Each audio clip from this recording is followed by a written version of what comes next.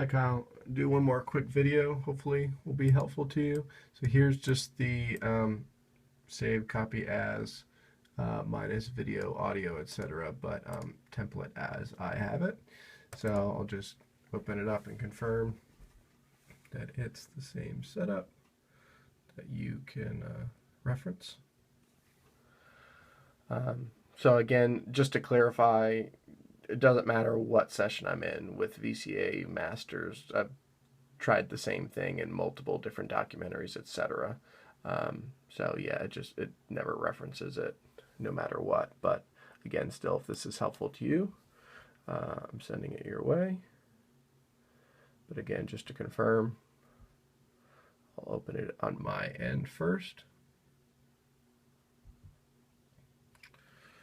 Once it loads it up.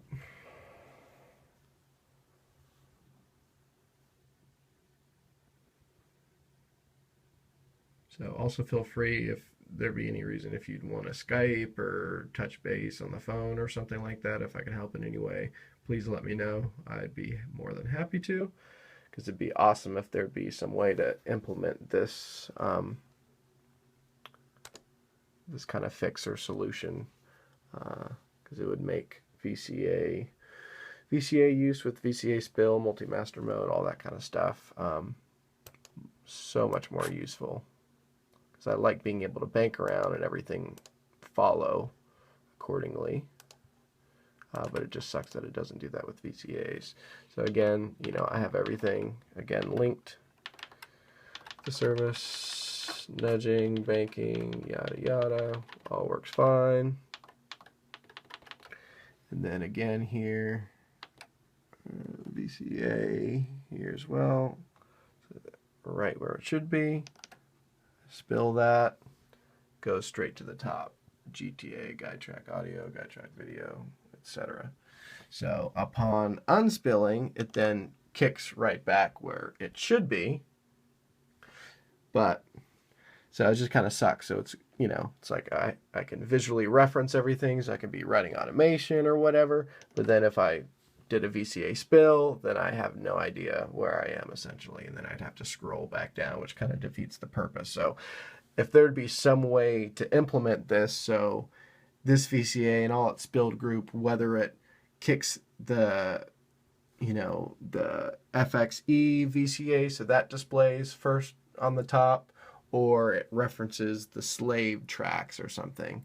My best bet, I would think, would be better to maybe reference the VCA, and then just for users, always make sure that they have the slaved audio tracks right afterwards, so things would always line up nicely visually for them. It could also be really nice that way, just because typically, at least how I work with film, I don't attach the aux to that slave group. So even if some magical way Pro Tools was able to reference, and if you had things mixed up in different places physically within the layout, it would shift them all back up where they'd showcase, then you'd still lose the aux. Whereas, let's say, if it at least bumps the Pro Tools mix edit window to where the FXE VCA was, then typically I'd have my aux right after that, and all my slave groups, and then I don't know, you'd still be where you'd want to be. So anyways, obviously it would take some thought for the best way to go about it.